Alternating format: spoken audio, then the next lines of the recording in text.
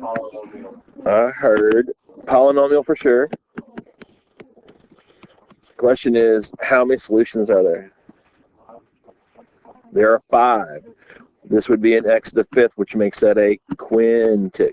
That's correct. Good job.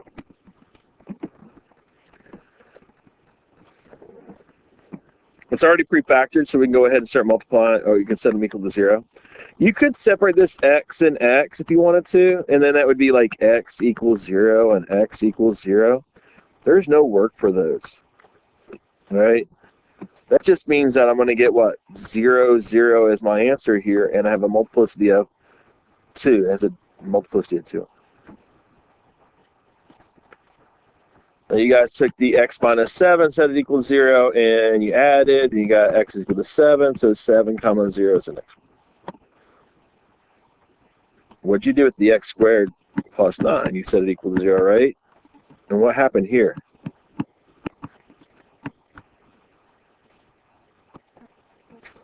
When you take the square root, you get, right? And so there means we have a piecewise, which means we have how many solutions? We have 2 of them right here. So if I ask you to solve this, I said, hey, solve this, you would have 1, 2, 3, 4, 5 solutions, okay? Because there are 5 solutions because this is an x to the 5th. This is my leading term right here.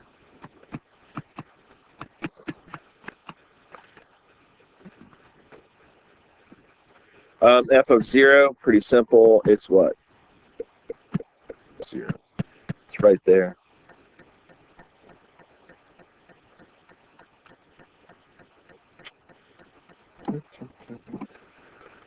Have all my intercepts already drawn out. In behavior is all I need now. This is an x to the 5th. So when I plug in negative infinity, I get it to the 5th, which makes it a what? 5 negatives is that? So it's opening down. So as we go left, you go down. As you go right, you go positive infinity. You're going to go up. So the roadmap looks like this. We go left, we go down. As we go right, we go up. It's going to look something like that.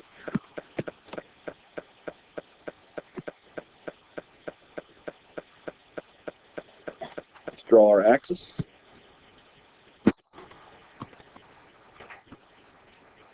Plot your points. Here's 0 and here's 7. What do you know about 0? Which means it's going to bounce. Okay? It's going to bounce on that one. So we start from down here and work our way up. We bounce off that, turn, and go back up. I'm not quite sure how far down it goes. I'm quite sure. So you can have all different forms and pieces. Oh, I didn't talk about this in A block, but is it even, odd, or neither? What do you think? Not even.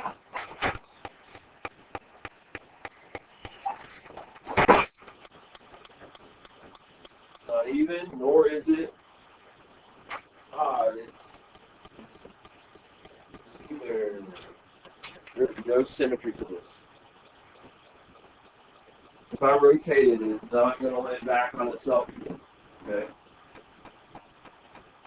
So if I rotate this again, I would have to go through -7 as well if I was doing this. Okay. It's not going to work. 0, 0, yes. All right, going to multiply this back together down here at the bottom. Kind of gave you the hint last week, but also gave you a hint in this problem. Unfortunately, or maybe fortunately. If I'm looking at this problem right here, I have the factors. Let's write our factors. F of x equals x. What's that turn into? Move to the other side, so just get what? Minus 3i. And then we have x plus 3i. And then I have x minus 2. And then I have an x squared. It's almost identical to the ones we just did. only difference is that's a 2 instead of a 7.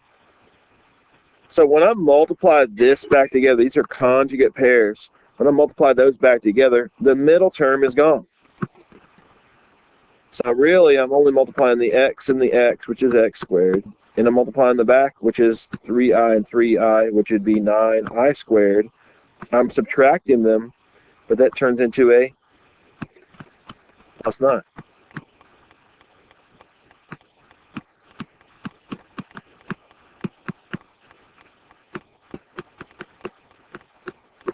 I'll go ahead and give you a second to distribute those together to get your final standard form, because this is factored form.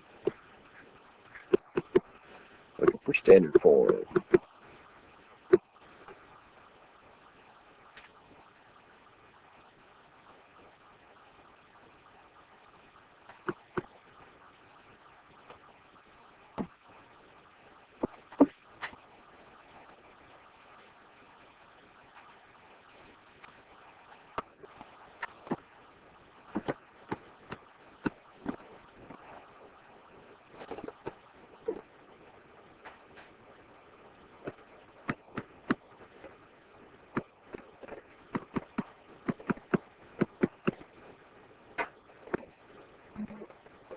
Anybody have any questions?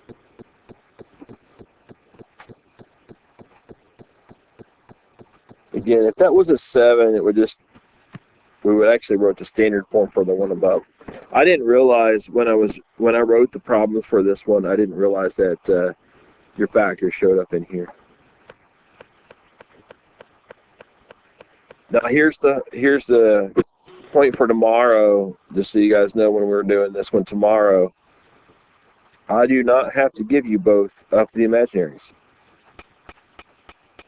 Okay? So you'll have a problem that I'm only going to give you one imaginary solution, and then you will find the second one.